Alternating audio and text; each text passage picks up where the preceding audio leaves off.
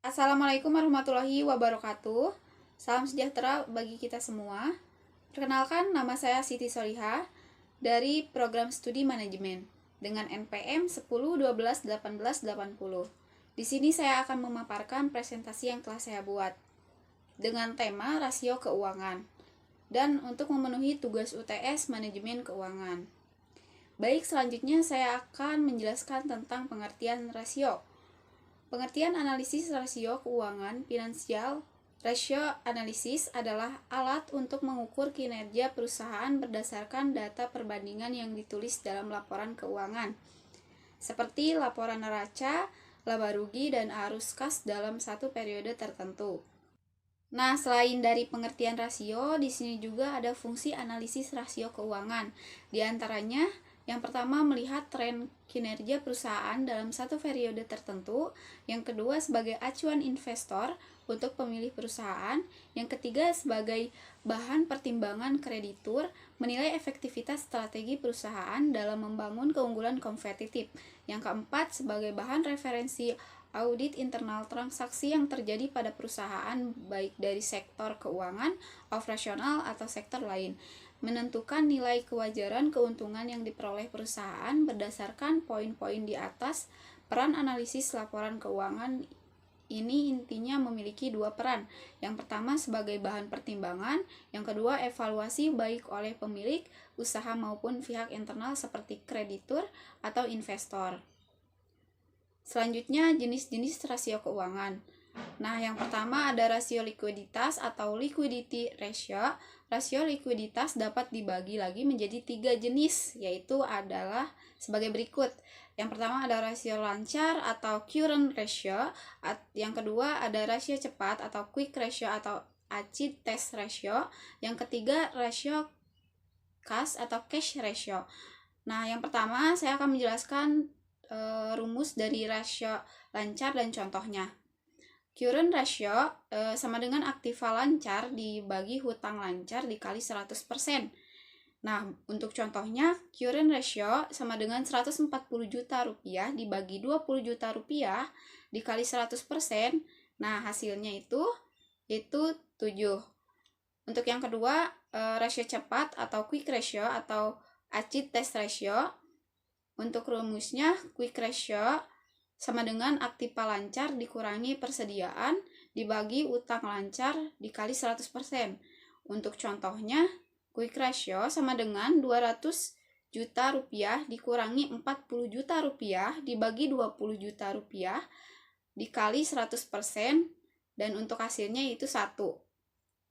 Selanjutnya, untuk rasio kas atau cash ratio, untuk rumusnya sebagai berikut. Cash ratio sama dengan kas ditambah setara kas dibagi utang lancar dikali 100%. Nah, untuk contohnya, cash ratio sama dengan 15 juta ditambah 30 juta rupiah dibagi 60 juta rupiah dikali 100%. Nah, untuk hasilnya yaitu 0,75. Nah, untuk selanjutnya yang kedua ada rasio profitabilitas atau profitability ratio. Rasio profitabilitas menunjukkan kemampuan perusahaan menghasilkan keuntungan atau laba. Terdapat 5 ukuran yang dapat digunakan untuk mengukur rasio profitabilitas, yaitu yang pertama ada margin laba kotor, margin laba bersih, profit margin, return on equity, return on asset. Nah, yang pertama saya akan menjelaskan tentang margin laba kotor atau gross profit margin. Untuk rumusnya, yang pertama gross profit margin sama dengan laba kotor dibagi penjualan dikali 100%. Nah, untuk contoh soalnya, gross profit margin sama dengan 82 juta rupiah, yaitu dari laba kotor, dibagi 300 juta rupiah dari penjualan dan dikali 100%. Untuk hasilnya yaitu 3,65%. Untuk yang kedua, laba bersih atau net profit margin. Laba bersih setelah pajak dibagi penjualan neto dikali 100%. Net profit margin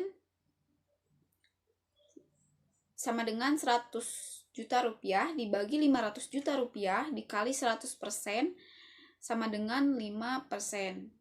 Untuk yang ketiga, profit margin atau VM. Profit margin sama dengan EBIT dibagi penjualan dikali 100%. Profit margin sama dengan 40 juta rupiah dibagi 100 juta rupiah dikali 100%, dan untuk hasilnya 2,5%.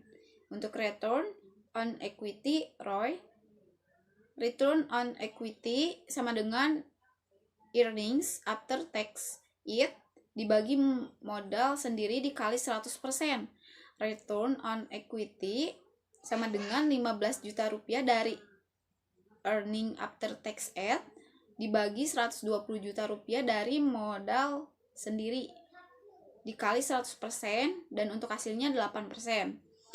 Untuk yang terakhir, return asset atau ROA. Return on asset sama dengan EBIT dibagi total aktiva dikali 100%. Return asset sama dengan 75 juta rupiah dari EBIT dibagi 100%, 100 juta rupiah total aktiva dikali 100% sama dengan 1,33%. Baik, untuk yang ketiga, rasio solvabilitas atau solvability ratio. Rasio ini bertujuan untuk mengukur tingkat pengelolaan sumber dana dan kemampuan perusahaan dalam memenuhi kewajiban jangka panjang. Ada dua jenis rasio solvabilitas, yaitu yang pertama ada debt to equity ratio, yang kedua ada debt ratio atau rasio utang. Untuk rumusnya dan contoh soalnya akan saya bahas. Debt to equity ratio sama dengan total utang dibagi ekuitas dikali 100%, dan untuk contoh soalnya debt to equity ratio sama dengan 500 juta rupiah dari total utang dibagi 10 juta rupiah dari ekuitas dikali 100%. Nah, untuk hasilnya yaitu 50%. Yang kedua, debt ratio atau rasio utang. Untuk rumusnya, rasio utang sama dengan total utang dibagi total aset dikali 100%. Nah, untuk contoh soalnya, rasio utang sama dengan 60 juta rupiah dari total utang dibagi total aset 12 juta rupiah dikali 100%. Nah, untuk hasilnya yaitu 5%. Untuk selanjutnya yang terakhir itu ada rasio aktivitas atau activity ratio.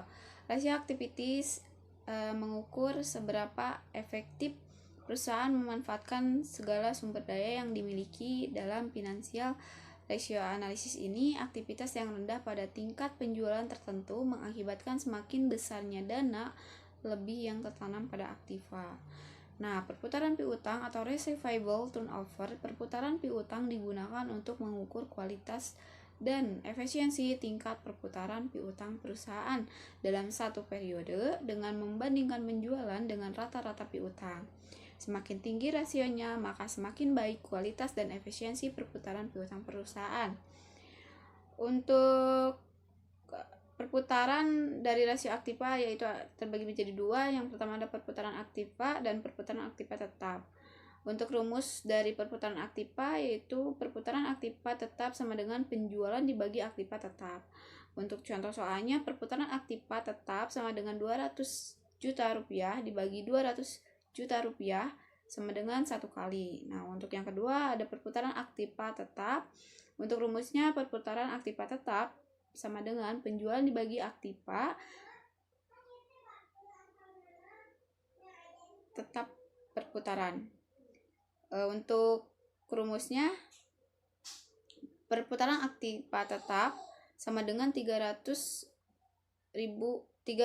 juta rupiah dibagi 150 juta rupiah sama dengan 2 kali. Mungkin sekian pemaparan yang saya sampaikan. Mohon maaf apabila banyak kesalahan dalam pembicaraan. Assalamualaikum warahmatullahi wabarakatuh.